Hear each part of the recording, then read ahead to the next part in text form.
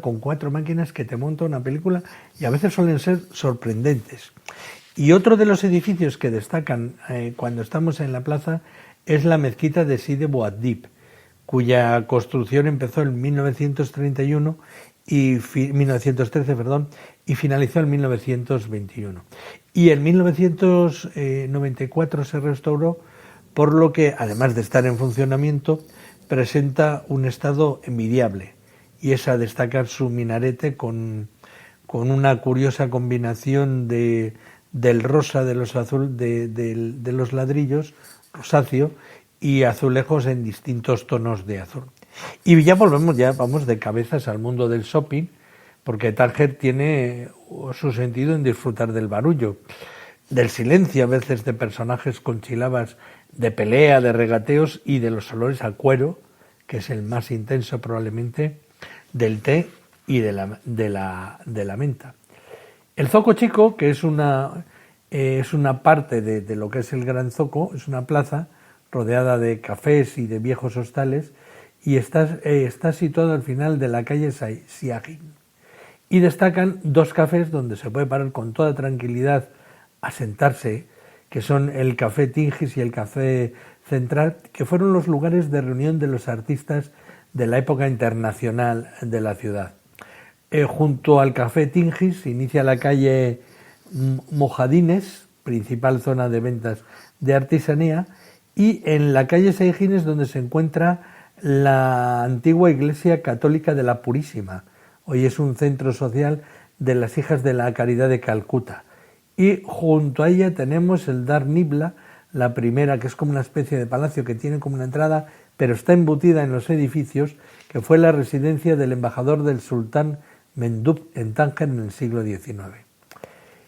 En esta calle hay que visitar también el Fondak de Siagin, que es un clásico alojamiento anterior a la colonización, y cerca de ella, en dirección al puerto, está la Mezquita Grande, emplazada en el lugar del antiguo Capitolio romano y que fue catedral en la época portuguesa bajo la advocación del Espíritu Santo. Y destaca su puerta de entrada, pero todo es como una refusión de elementos. Otra de las cosas que he podido, por la proximidad que tengo con las personas que se acercaban, era el mundo judío, que es en Tánger hubo mucha presencia judía, de gente que tuvo que irse de aquí, y de gente que fue de otros enclaves y de otros rincones del mundo, que fueron a parar allí a la parte de Tánger.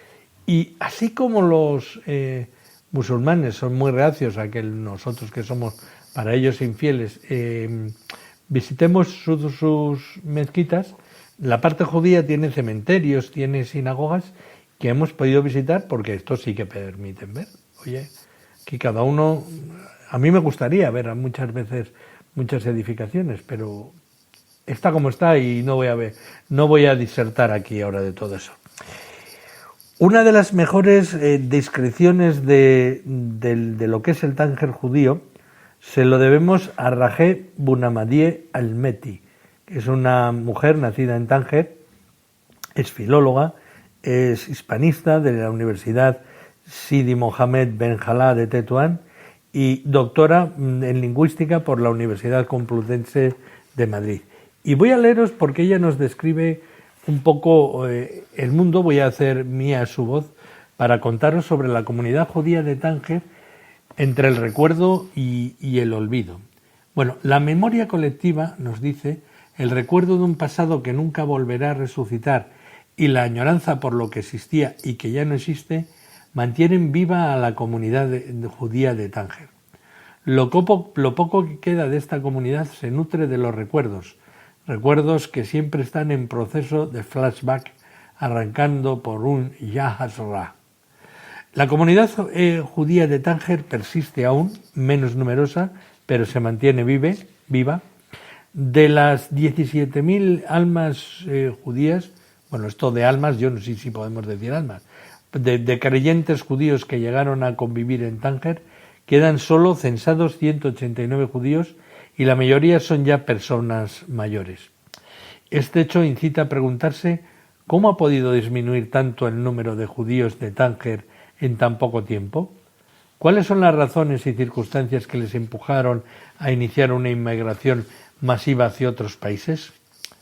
Bueno, pues son muchas las preguntas que se hace uno acerca de la inmigración masiva de los judíos tangerinos, y para contestarlas habría que efectuar un retroceso en la historia que se podría hacer en otro momento. Pero lo único que se puede asegurar es que los sefardíes, temerosos de ser perseguidos, cambiaron su Tánger por Francia, por Canadá, por Estados Unidos, por España y por países de América del Sur, incluso muchos por Israel. La comunidad judía de Tánger tenía su propia identidad. Si la religión constituía el punto relevante y distintivo del resto de la población marroquí y las diversas colonias extranjeras, la lengua y la cultura la diferenciaban de los otros, de los extranjeros, de los judíos del interior de Marruecos. Como los judíos de Tetuán, de Larache, de Hatzila, de Chauen o Alcázar, el judío tangerino conservó cariñosa y cuidadosamente el idioma familiar y comunitario, el judeo-español. Este idioma, conviviendo con otros idiomas y consiguiendo mayor entendimiento con moros y cristianos, evolucionó para dar como resultado una mezcla que recibe como nombre la jaquitía. José Boniel califica esta mezcla como un dialecto peculiar a los judíos de origen ibérico establecidos en Marruecos desde la expulsión de España, y es un compuesto de castellano antiguo más o menos conservado, cruzado con árabe, con hebreo y, como os digo, al que llamamos jaquetía. La historia de la jaquetía es que poco a poco se va perdiendo, se va transformando en conservar primeras palabras en árabe y últimas palabras en castellano. Y algún mayor te puede hablar en jaquetía, pero ya los que son antiguos y saben castellano casi hablan más en castellano que en jaquetía. ¿Qué sinagogas hay en Tánger?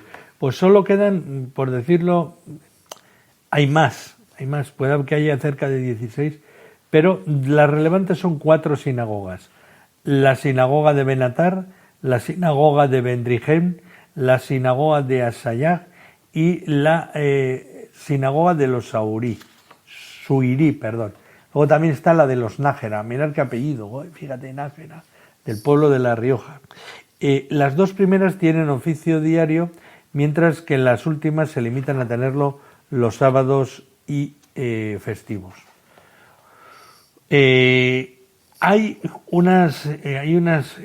un libro que es el de Isaac Laredo, que es autor de las Memorias de un viejo tangerino, y hasta los años 60 se seguía, nos cuenta, enterrando en un viejo cementerio, pero hace ya 30 años que se dejó de hacerlo.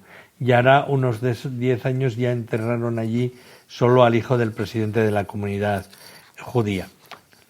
Visitamos el cementerio, una cosa curiosa, nos abrió una señora, porque tienen esto, claro, los cementerios judíos tienen un mínimo de elementos de seguridad. Esto está cerrado y hay una señora que te lo abre, luego le tienes que dar algo, tienes que dar pues yo qué sé, 5 euros o 4 euros o lo que te merezca la pena, con un perro que anda por allí por todas las callejuelas del cementerio, para arriba y abajo, no deja entrar a nadie, gatos por ahí por las esquinas.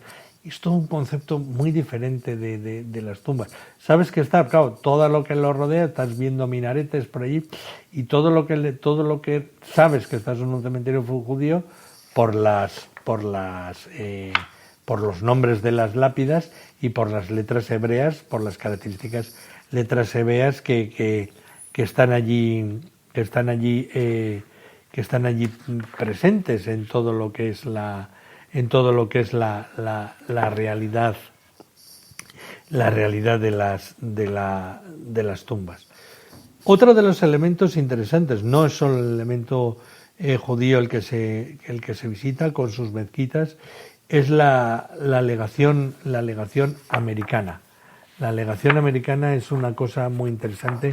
Podía extenderme más en la visita a lo que son las sinagogas judías, pero como si vais allí las vais a encontrar muy fácil y al final pues están repitiendo los elementos, algunas de ellas son más características, puesto que conservan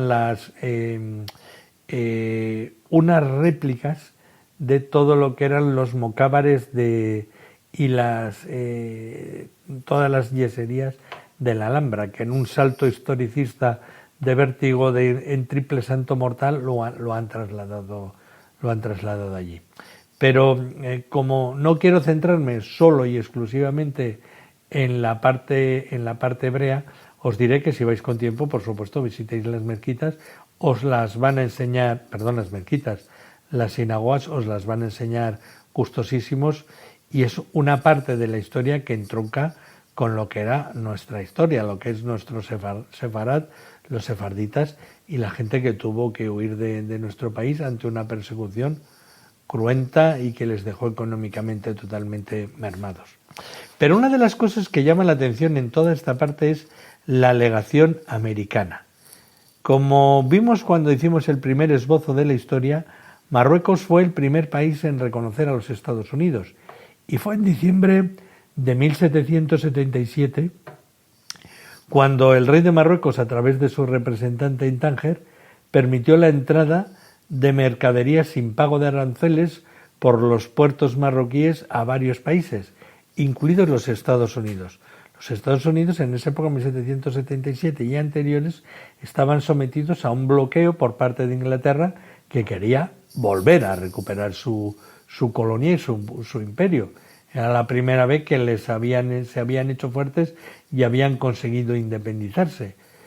El Reino Unido tenía un gran imperio, pero un gran imperio que lo mantenía a sangre y fuego, y la primera vez que se consigue vencer a los ejércitos invictos, muchas veces de las tropas de los reyes que residían muchas veces en Londres, pues fue lo que consiguieron los americanos.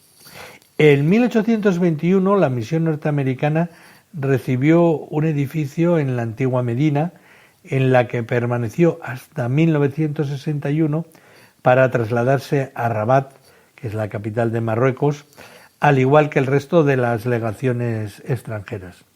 Allí funcionó una escuela árabe para estadounidenses, pero en el año 1975 el edificio estaba muy abandonado. Un grupo de estadounidenses relacionados con el Reino de Marruecos logró recuperarlo y creó el Talim, que es el Museo de la Legación Americana de Tánger, para salvaguardar ese patrimonio y promover el diálogo entre los pueblos a través de becas, conferencias, bibliotecas, investigación y programas sociales dirigidos a todos los públicos. Actualmente este museo es un hito histórico nacional de los Estados Unidos y recibe miles de visitantes durante todo el año, no solo de Marruecos y de los Estados Unidos, sino de muchos países europeos y otros tan lejanos como Japón y China. Son 45 salas distribuidas en 5 pisos en los que se exponen grabados, pinturas que ilustran la relación histórica entre ambos países, y una biblioteca única que contiene una amplia colección de libros, monografías, mapas, fotografías, artículos y tal vez la más amplia en la región, que es visitada por investigadores de todo el mundo. El edificio del museo fue restaurado completamente en la década de los 20 del siglo pasado y, por ejemplo, se recuperó un pabellón árabe con vistas a un patio que se renovó con puertas antiguas y azulejos de Fez. Se colocaron zámpalas del siglo XVIII, rejas de hierro y revestimientos de mármol. Y cuando estuvo terminada, la legación era un edificio imponente, que es como lo visitamos ahora. Dediquemos un párrafo a la colección de arte. Son 1000 grabados, litografías, acuarelas, óleos del siglo XIX y XX, más de 100 mapas antiguos provenientes de donaciones como la de Donald Agnus, residente en Tánger.